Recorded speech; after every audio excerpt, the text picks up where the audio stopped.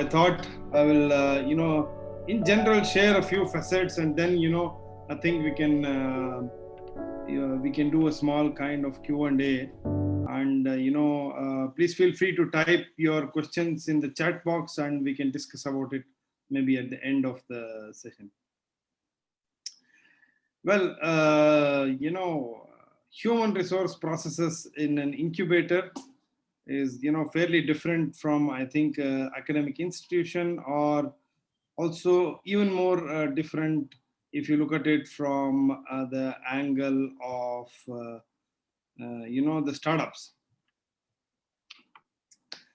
So I always like to start with this beautiful picture of the ants. I mean, all of us know this story, and it's always nice to see how these ants work in tandem. And I definitely want everyone to look at the way and work with your team in the true sense of how everything is put together in in any team.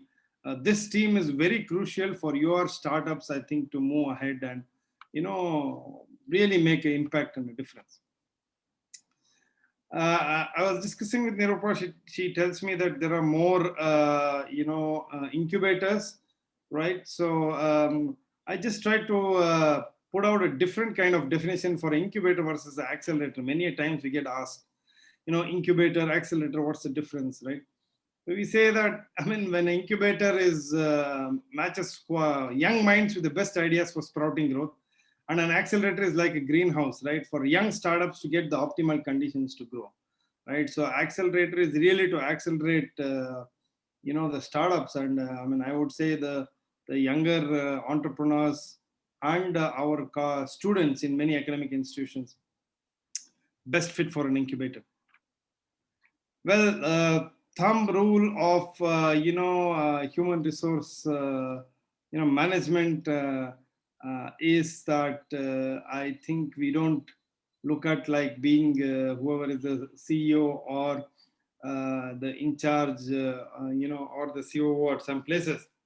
We maybe look at building a supportive safety culture, and the most important link is at the bottom, and the man in light blue, right? It's better than to be at the bottom, pushing from below rather than being on top.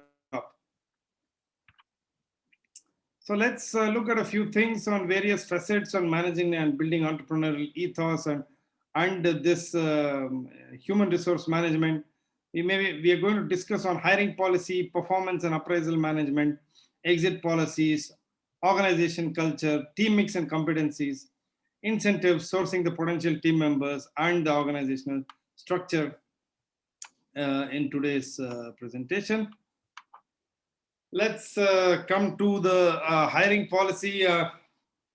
Many institutions work differently, and also I think most of the ones here are academic-based incubators, right? Nirupa, correct me if I'm wrong. Our attendees are mostly from, I think, college-based incubators, right? If anyone could put that on the chat box. Anyone is from out of a college incubator, or all of you are from, university-based incubators?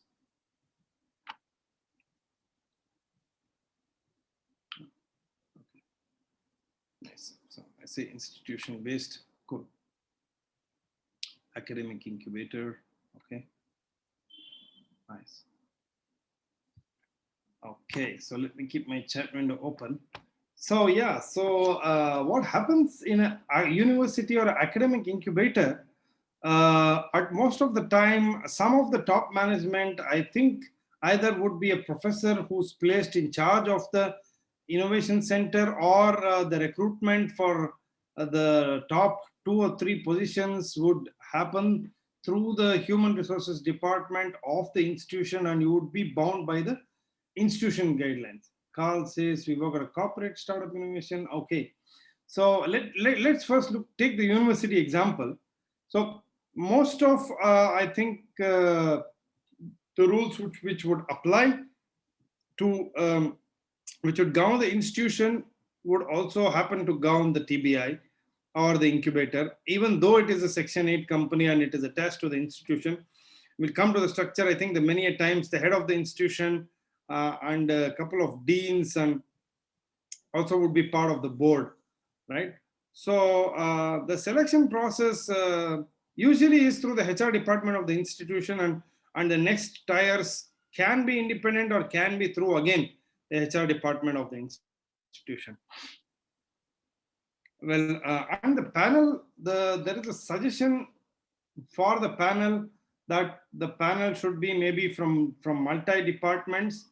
I mean, many of you have universities with multi department, or it can be maybe only a couple of departments are there, or maybe management departments, but it's nice to have a panel from multi department in place to actually do the interviews.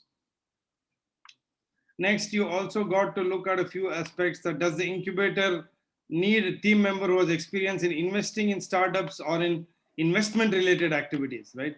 So it totally depends on you. I mean, in the hiring policy, you might have to look at, are you looking at for these kind of people? Very early stage incubators might not need these kind of specialist people, or they can get them in whenever they want, right? The next is also that you could ask yourself if the incubator needs team members with strong linkages in the ecosystem. I would say definitely, you would definitely need, sorry, switching off, makes noise. You definitely, sorry, come back here. You would definitely need team members with strong linkages with the ecosystem, because I mean, be it a couple of tier 1 cities or tier 2 cities, you definitely need linkages to the ecosystem. It can be someone, it can be different players. So for example, I give you example of Electronic City, where we are based out of. We have the LCTA, the Electronic Cities Industries Association, or it might be NASCOM, CII. Would be nice to have someone who can drive these partnerships, right? Also, good practice is to have someone who has actually cross sector experience. By cross sector, I mean it can be also across, like the investment sectors, like it may be financial inclusion, it could be healthcare, it could be clean tech, it could be edu tech. Definitely it's good to have someone cross sector experience, and also it's good to have someone with investment and entrepreneurship experience. As I always say, it's best if one or a couple of your team members have been entrepreneurs before, because they understand the entrepreneurial mindset, right?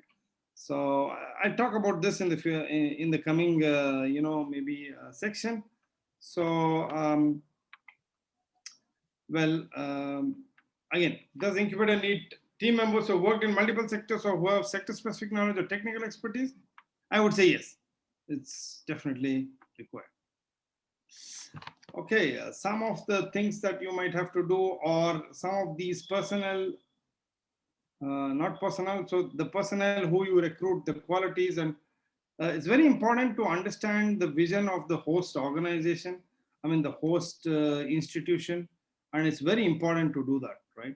I mean, of course, after you take charge from the representative officer, or for example, from you have taken a download from the government officials for a mighty center, you're doing this the first time. So then after you take charge, I mean, it's very important to understand the vision of the host organization and what they would want to do with the startups, or how they would want to link academics to startups. Or if you're a corporate incubator, you got to look at the vision of the parent organization, or the vision of your own what do you say, Section 8 company, right? Look at the ecosystem and try to do a small survey on what the different activities are taking place and how you can be different, right? For example, a pandemic time, there are many people who are running many of these seminars, right? I mean, you got to decide and see what actually is happening in the ecosystem, and who can help the incubator, right? When you do a survey of the ecosystem, then you can also identify the stakeholders who can help the incubator, right? You want certain set of stakeholders, like, maybe it might be a venture capitalist, it might be a service provider.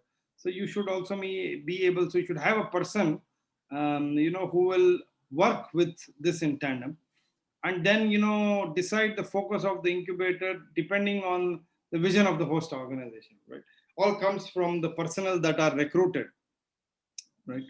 And then crystallize the objectives and goals of the incubator. And excuse me, also very important is checking the funding commitment available from the host organization. The host organization in many cases being the institution, if you do not have external funding, or if you have a link to certain VCs or angels, depends on that, right? And of course, we got to look at other source of funds. Uh, One of these personnel's or the CEO's responsibility is also to submit a proposal to different agencies, primarily government, to raise funds for initial activities. And for you got to form a legal entity for the incubator.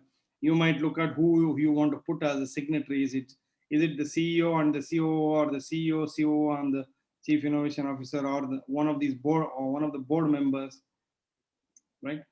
And also look at, you need to have people who will look at creating an agreement between the host organization and the incubator, stating the objectives, commitments, and deliverables very clearly, right? And whether you want to register this as a TBI or a regular incubator, you got to see, right? And for example, there are many recognitions of the state and central government. It can be like a DST, Department of Science and Technology registered TBI, or it can be recognized by MIT, like some of us are, or different state governments have different policies. Like, for example, Startup Karnataka has centers of excellence, and they also have a common instrumentational facility, and they have incubators. So look at that, and someone to do those relations is very important.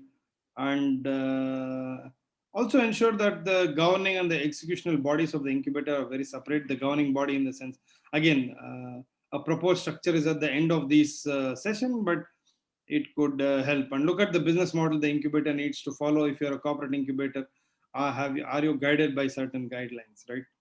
And you got to look at these and connect with others in the ecosystem, stakeholders working in the same space. Very important.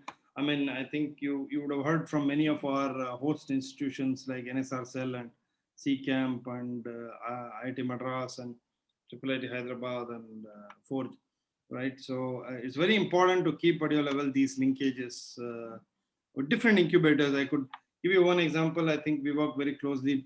Not I think see, we work closely with NSR Cell and ISC's incubator. Uh, um Many of the programs at IIM Bangalore, some of our faculty are there, and we have a Professor K. Kumar, who used to chair entrepreneurship and is one of the professors at IIMB on our governing board. We have a Professor Murli from in the Indian Institute of Science on our as a director for our innovation center, right? So just to bring that diverse mix, and our director of our institution is there. So these are some of the facets in the hiring. Coming to our next topic, very the performance and appraisal management. Many a times we get asked this question: how do we do appraisal and management? I would say for an employee of the institution, it works different. Standard institute policy, we cannot comment.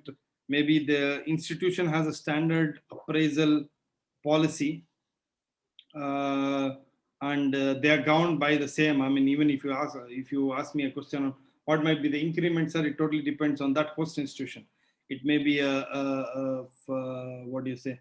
Maybe a 3%, maybe a 5%, maybe a 7%, but it's totally governed by institute standards. One other common thing always is hiring people as a consultant, or what we would call as on contract.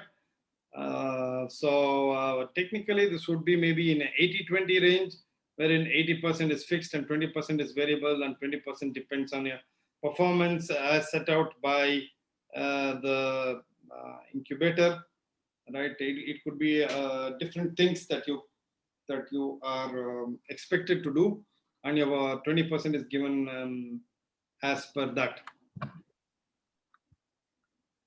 Coming to other things determined by incubator.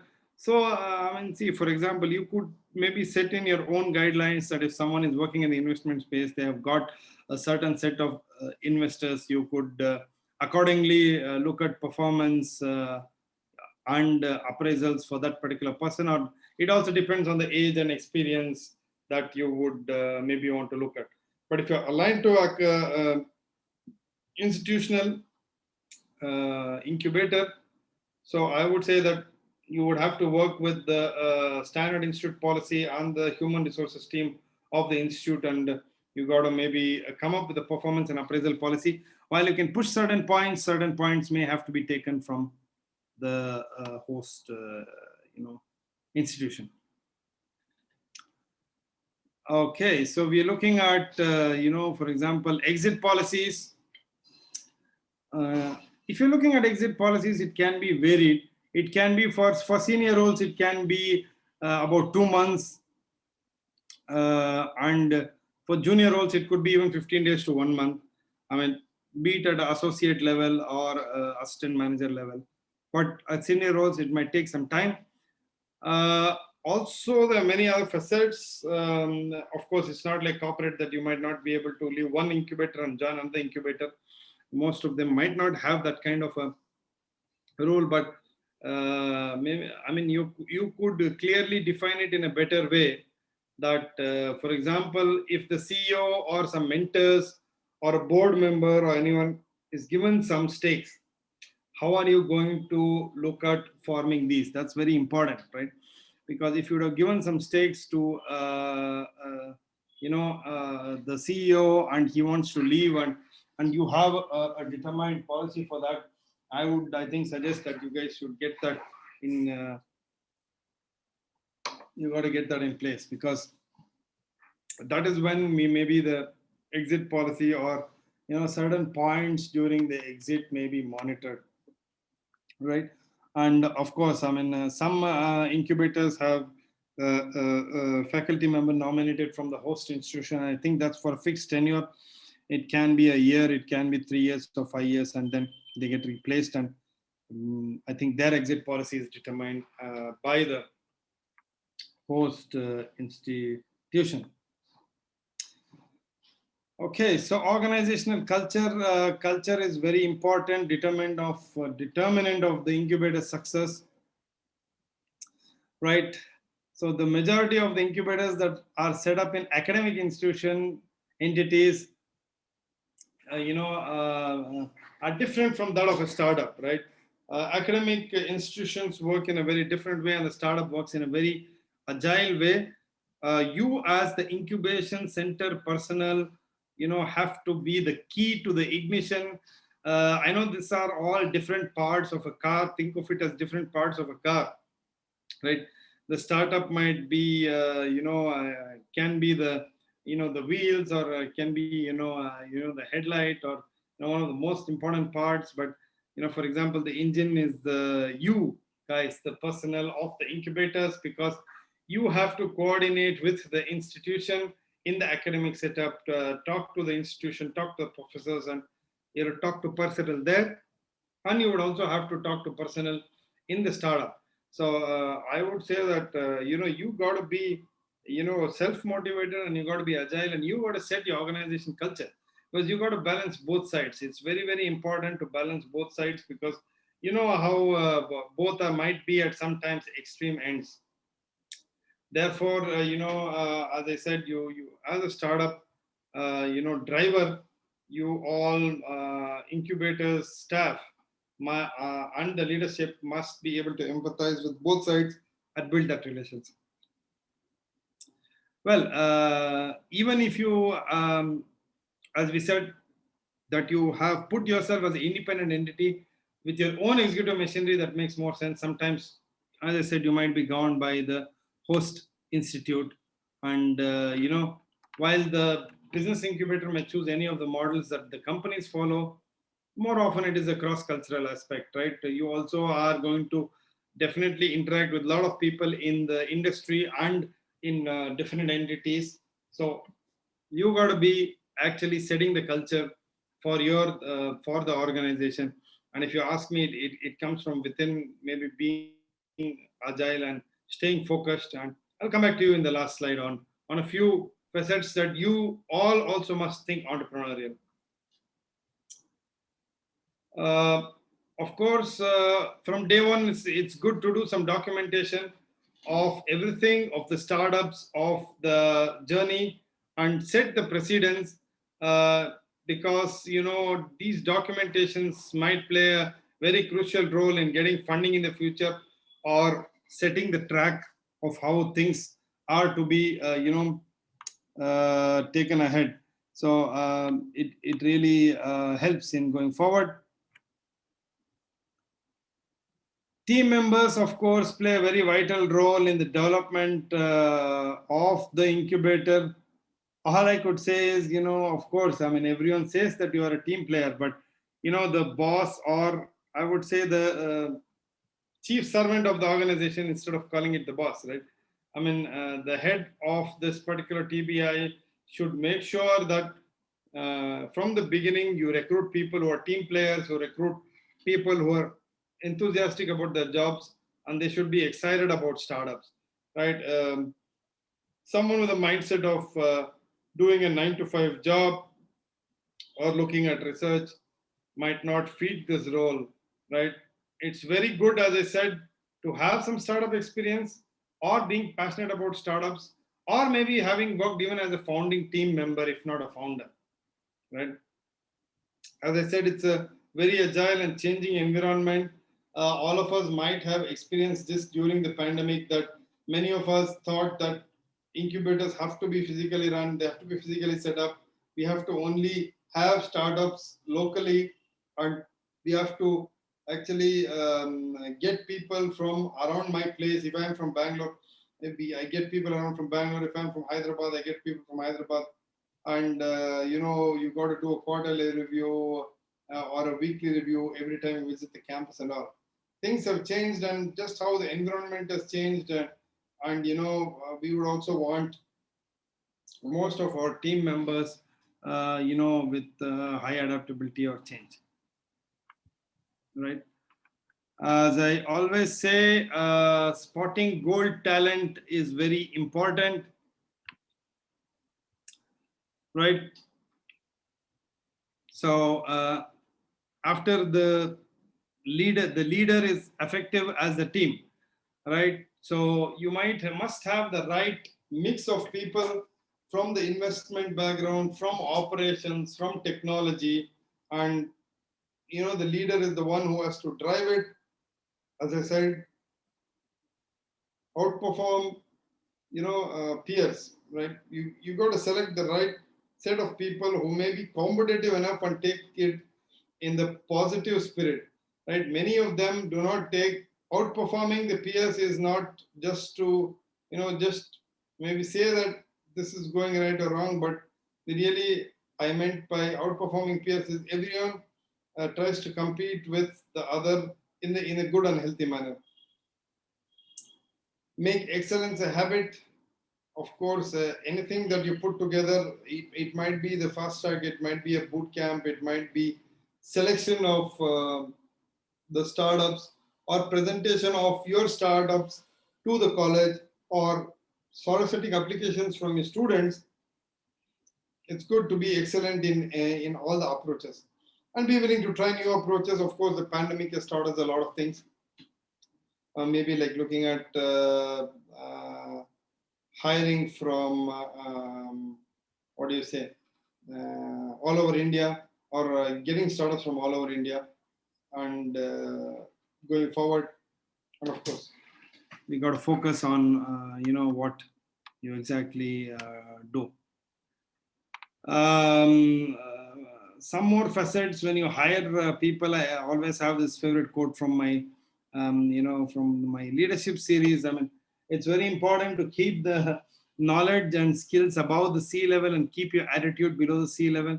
I know we all work for one banner, and when in the incubator, it's nice to have your attitude buried away below the sea and not visible to people, while you can keep it to yourself at work.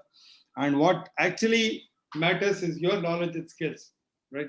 So I would always want and like to quote this iceberg example, uh, which is very effective in this particular scenario, and say that the knowledge and skills that you've acquired or you want to acquire during this period of time is very important. Of course, very important for people to communicate in the right channels, and look at be integrity, and having an open mind and your openness to grow. All of these qualities are pretty important.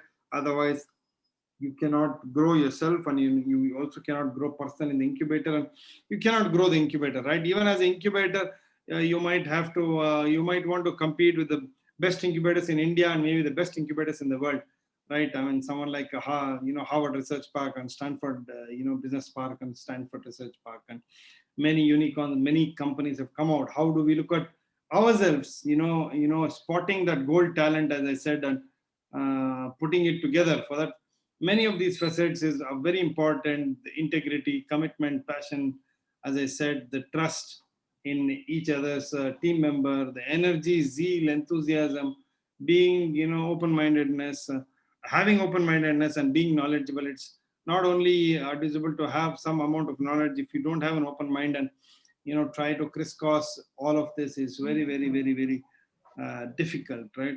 Also got to have a vision for the same and communicate the vision, and all these facets will definitely uh, help you grow. I know it's a little dry subject, but that's why I just thought we just put a few fun pictures and also talk to you on some of these important aspects. Incentives are another very important thing for employee retention. You could have recognition and rewards. I would say social recognition or point-based recognition. In my opinion, there are many of these, I think apps that give also point-based recognition, but I would say social recognition could be at a college function, could be at another social function, or could be just in front of your quarterly review of your startups. Any employee always would feel nice if he or she is, honored in front of a bunch of people, right? Could be one of the incentives, and maybe from the incubator, if you want some of them to grow, we could have professional L&D programs, specific programs for learning and development, and thereby your own personal development also happens. Well, the pandemic has taught us a lot of things. Health and wellness are at the forefront. Maybe, I mean, there is something like a mask allowance that people are giving, I know, or something like a wellness allowance, health and wellness allowance. It may be, a snippet for insurance, or it may be anything else, maybe some healthy foods, or maybe you gift your employee a yoga class or a wellness, uh, any other form of wellness class. So can be a nice incentive during the next 6 months or 1 year, because everyone's focus is there, right? Maybe there's a long-standing employee or in the future that comes, and you could look at some kind of tuition reimbursement. I mean, just put a thought that, that particular employee might be doing another program to enhance his or her skills. You could also look at tuition reimbursement as an incentive.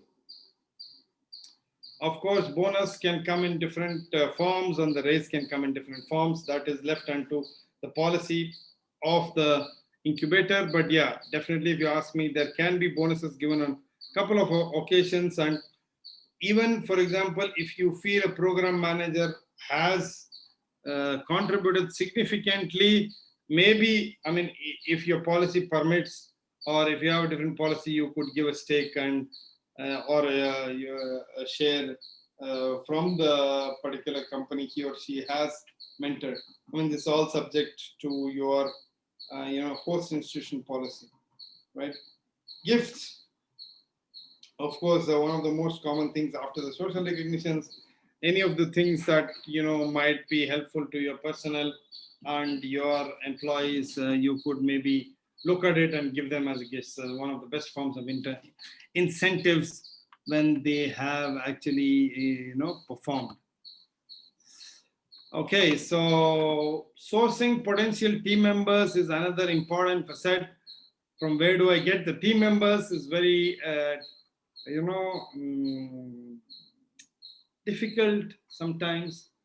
I would say there are many portals also, and you could reach out to through personal networks. But I would say potential team members can come from founder experiences, or maybe it's not that all startups pass, and not many people want to get once one startup fails, maybe get to another startup, or they might be in transition, or historically the term entrepreneur in residence was used when a particular person has a startup, he or she is running the startup and also helping with the incubator. So this could be a very nice kind of person who will understand both sides, right? So that's I put the founder experience. The person should be an adapter. He or she should be able to connect the dots and be good at execution, and should come from diverse experiences and be self-motivated. So looking at sourcing potential team members, you could look for different organizations, or you could look at it in your startup circle. I think that would be one of the best places to actually source these members. We have a good amount of time left, but yeah, I mean, looking at the organizational structure, it is, I think, a little fairly complex. I mean, we could talk about this in the Q&A, but of course, every incubation center must have a board, and this. This board would have 3 or 4 directors, and it would have the CEO as the director. That's again optional. You could look at it. I mean, more general best practice is that the CEO is on the board of directors of the particular TBI. One second.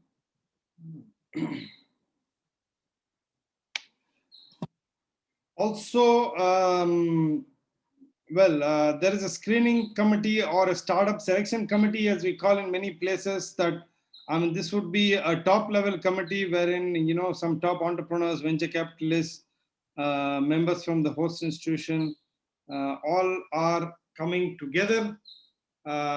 So that who could be on this screening committee to look at the various assets.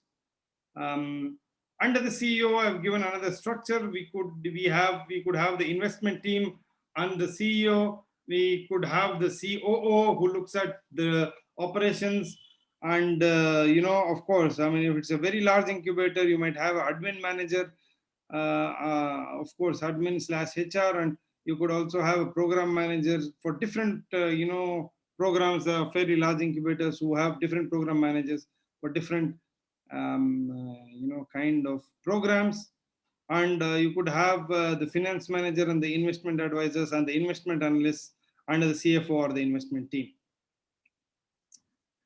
So primarily, also you could under the chief innovation officer, you could have innovation catalysts, and also people who would actually foster innovation, and also connect to various ecosystems. So in my role, I almost coordinate with the Office of the Research Administration. We look at ranking pertaining to innovation and startups, and Also look at the Institute's Innovation Council, the NISP program, the MIT Center. Also maybe help showcase the institution's innovation in many kind of facets like the Bengaluru Tech Summit, for example. And we also work with different innovation ecosystems, can be under the program manager, can be under the innovation analyst. Here so also, someone to work with the different, universities or the different departments of other universities, right? One of the biggest things that I could say is during the pandemic, our institution, IIM Bangalore, the Bangalore Bioinnovation Center, the Rajiv Gandhi University of Health Sciences, and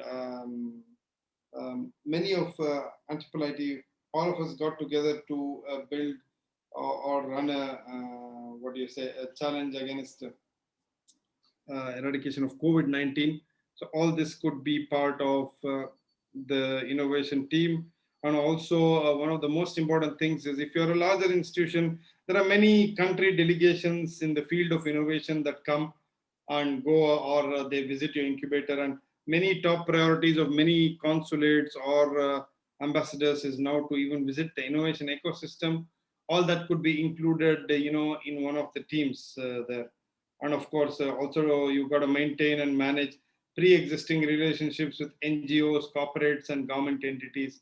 I mean, that could be also the team, the job of the CEO or the CNO. Well, one of the most important things I would also say is help faculty and R&D teams seeking to commercialize university technology and intellectual property at the universities. It's quite important to be the change and help change your IP into what do I say? Change your IP and make it a maybe startup. So these are also some of the important aspects that you might have to look at in this organizational structure. Again, the picture on the left on the lighter side is how you got to lead your incubator, right? Anyways, just kidding. As I said, on the first picture, the man in blue at the bottom is how you got to lead the incubator. That's why I just put up into mark, and this is not the way that you got to lead the incubator and go forward. Weekly team huddles are some of the best practices. Also, open workplaces, I mean, can be a good thing. Many of your, colleagues and you could sit together. Of course, now, we got to sit with social distancing, but I would say, I mean, or you could be virtual. But best practices would look at weekly team huddles, open workplaces, and leading from behind strategy. Every team or every team leader could look at this and encourage their teams to, get the best out of them and see what incentives, as we spoke, can be given to these folks and how, it can be taken forward. Lastly, before I think we want to take some questions, I would say I would call even the incubator or incubation staff, to be trained. I would call on them. It's called the art of entrepreneurship. We have spoken, but it's very important that each team member is process oriented, has the knowledge, has some product knowledge, also, has the relevant skills or can pick up the relevant skills. Definitely should be a team player. You got to look at strategy. Definitely you got to look at also contributing to the strategy of this of your incubator. You got to be a good networker. Recently I think I spoke on a session in our own boot camp on network is net worth. I mean, it's very important to have collaborations and networks, especially for incubator. Now, many of our, countries have a separate innovation division. I was recently talking to the Consul General of Denmark here in Bangalore, and they have a separate section on innovation. So have many other countries now. It's very important to network with them and talk to what you guys are doing to them and what they might need, and you could collaborate with them. Of course, if you're a non-tech guy, so I would call this the level 1 of everything. Being an incubation manager, it's very also important sometimes to know the basics of most of the things, even the basics of technology and basics of maybe how to build a solution. So it's also nice for you people to learn in the interim process, and also benefit from the same. And who knows, you might be on the other side maybe soon to be founding ventures. I've seen many sites, many incubation managers later trying the hands-on entrepreneurship and vice versa. So should be doable. On that note, I think I'm done. And over to you, Nirupa, or it's up to the participants now for some Q&A. Thank you. Yes, I think we can open for Q&A. And also just a quick thing before we start Q&A, today we will not be enabling any waiting rooms. So we could continue the conversation for Q&A, or if nobody has any questions, you can feel free to please drop off the call. Yeah, sure. If anybody has any questions, please go ahead.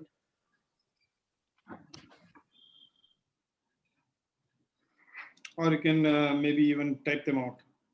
It's okay.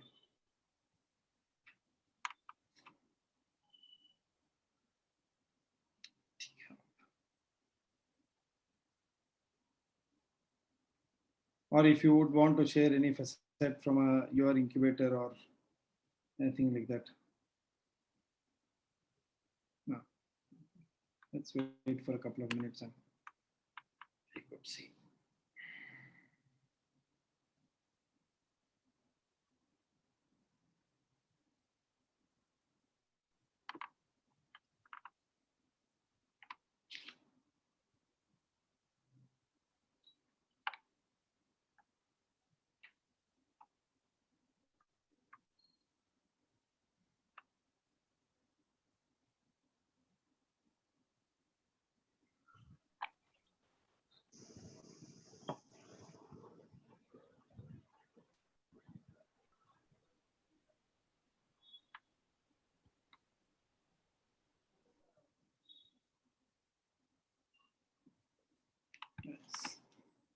So either it seems like nobody has any questions for today.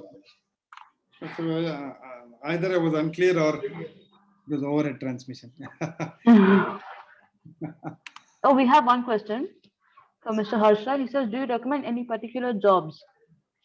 Job titles to choose in the operations team and the incubator. Yeah, so I think, as I said, I don't know, so how you might want to go ahead. So I just put that up here and I'll go back to my slide, right? So you can call them a program manager in the ops team, or you can, I don't know what you are asking, any particular job titles in the operations team at the incubator. I would say you could, at junior levels, you could use a designation called analyst, and at a little more senior level, you can call them, maybe operations manager or program manager, right? I mean, there's nothing much to look at any operation, but yeah, so I mean, I would suggest that you could call them a program manager also.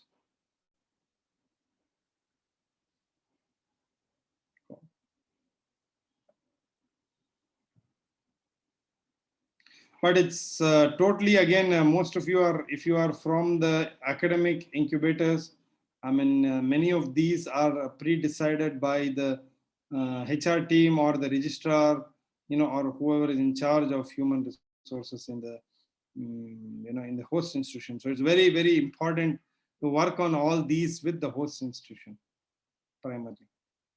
But suggestion is, if you are new, I mean, please take a board member from management and from deep tech and from engineering, right? It's very important to have the diverse mix of people, right? Deep tech and deep research is quite different. Tech is different and management is different. So, I mean, if you have people from all three, it really would make more sense.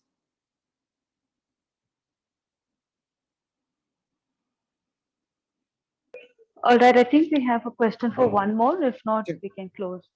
Sure.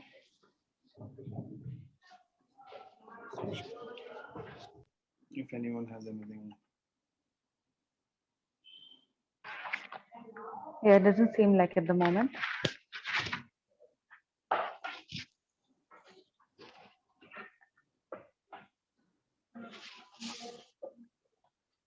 You can even maybe write to me. I mean, you can write to Nirupa, and if you have any doubt, you can connect me, and we could discuss, certain facets on maybe how you want to connect or look at person even in tier 2 and tier 3. Right? As I said, the ecosystem is very important.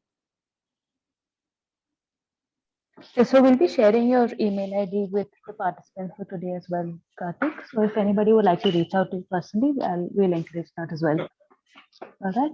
All right. Thank you so much, Karthik, for the session today. We really appreciate you taking out the time for us. Thank you to everyone. And we will be sending out the course and certificates to all the participants shortly. Thank you and good evening to everyone. Thank you. Bye.